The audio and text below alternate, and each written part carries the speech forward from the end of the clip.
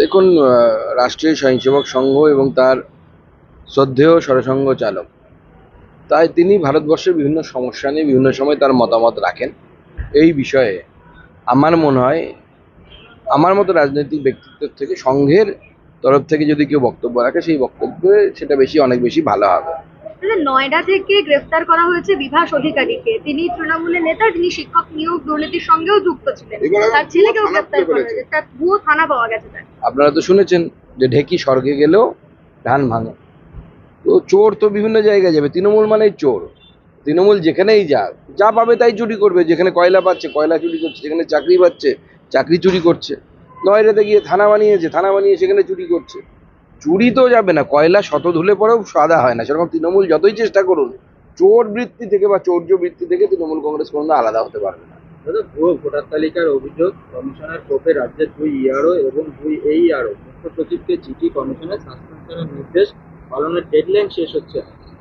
দেখুন, আমরা আগেই বলেছিলাম, সাবধান করেছিলাম যে নির্বাচন কমিশন যেভাবে বিহারে এসআইআর করেছে, সেইভাবে এসআইআর পশ্চিমবঙ্গেও হবে বলে আমরা শুনেছিলাম। এবং আমি বিগত কয়েকদিন আগে যখন আমরা সকলে, আমাদের রাজ্য সভাপতি থেকে শুরু করে আমরা সকলে যখন নির্বাচন কমিশনের সাথে দেখা করতে গেছিলাম, বড় একটা টিম আপনারা জানেন, সেই টিমের সামনেও নির্বাচন কমিশন কিন্তু স্পষ্ট করেছে যে নির্বাচন কমিশন বা আমাদের যে ভারতবর্ষে যে অ্যাক্ট আছে 324 এবং 326 ধারায়, সেই অ্যাক্টে নির্বাচন কমিশনের হাতে শক্তি আছে যে ভোটার লিস্ট তৈরি করা।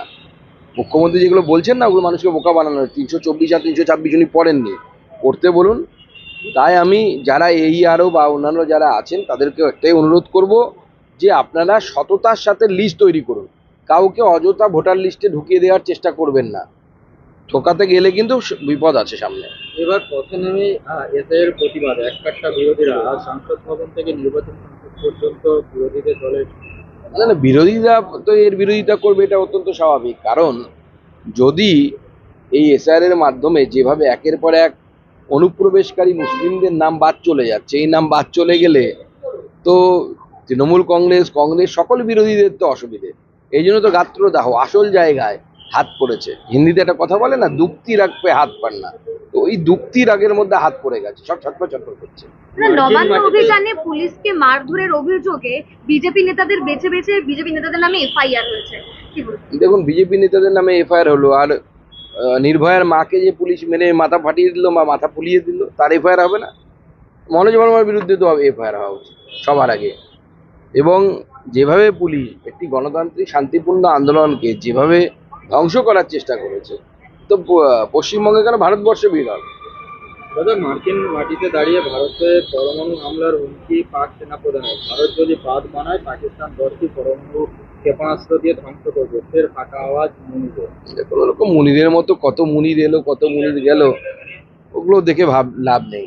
এ নিয়ে অটল বিহারী বাজপেয়ী সেই সময় বলে গেছিলেন যে আমাদের দেশের আয়তন কত আর ওদের দেশের আয়তন কত। একটা যদি আমাদের এখানে পড়েও, বাদবাকিগুলো নিশ্চয়ই আমরা রাহুল গান্ধীর বিয়েতে ফাটাবো বলে রেখে দিইনি আমাদের যেগুলো আছে। সন্দেশখালী থেকে একজন গ্রেফতার হয়েছে বাংলাদেশ অনুপ্রবেশকারী সিরাজুল শেখ। সে শাহজাহানের ইট ভাটায় কাজ করতে বলে জানা যাচ্ছে। গোটা রাজ্য জুড়ে আছে এবং এই রাজ্য থেকে ঢুকে গোটা ভারতবর্ষ ছড়িয়ে গেছে। এই স্যানিটেশনটা খুব দরকার। নির্বাচন কমিশন যে কাজ নিয়েছে, আমার মনে হয় এই কাজ শুধু নির্বাচন কমিশনের কাজ বলে নয়, এই কাজ আগামী দিনে দেশের কাজে লাগবে। কারণ যে কোনো দেশের নাগরিক কারা, এই নিয়ে স্পষ্ট ধারণা থাকা দরকার। এমনকি আমার এটা অ্যাজাম্পশন যে 2002-3-এও যে সবাই নাগরিক এরকম ঢুকেছে তা নয়, তার বাইরেও হয়তো অনেকে ঢুকে গেছে। কিন্তু একটা তো লাস্ট পয়েন্ট হওয়া উচিত, 2002-3-এ যারা ঢুকে গেছে, এরপরে আর কোনো অনুপ্রবেশকারীদের নাম ঢোকা উচিত নয়। যারা বাংলাদেশ থেকে আসা হিন্দু, তারা সিএ এর মাধ্যমে নাগরিকত্ব পেলে তাদের নাম ঢুকে যাবে। দাদা, আবারও খবর পাওয়া যাচ্ছে যে গাইঘাটা রাজারহাটে একই এপিক নাম্বারে দুজনের নাম, আর অনেক আছে। রাজারহাটে বাংলাদেশি, রাজারহাটের যিনি এপিক নাম্বারে রয়েছেন তিনি বাংলাদেশি। দেখুন, ঠকবাজতে গা উজাড় হয়ে যাচ্ছে বলেই তো এত দেখতেই পাচ্ছেন তো। বুক জ্বালা অম্বল হলে যেরকম বুক জ্বালা করে অম্বল হলে, সেই রকম বুক জ্বালা করছে তৃণমূল কংগ্রেসে। শুতে পারছে না, বাঁ কাতেও শুতে পারছে না, ডান কাতেও শুতে পারছে না। ফোড়াটা এমন জায়গায় হয়েছে, এসআইআর হচ্ছে এমন ফোড়া, বাঁ কাত ডান কাত কোনো কাতে ঘুরেই তৃণমূলের আর ঘুম হচ্ছে না।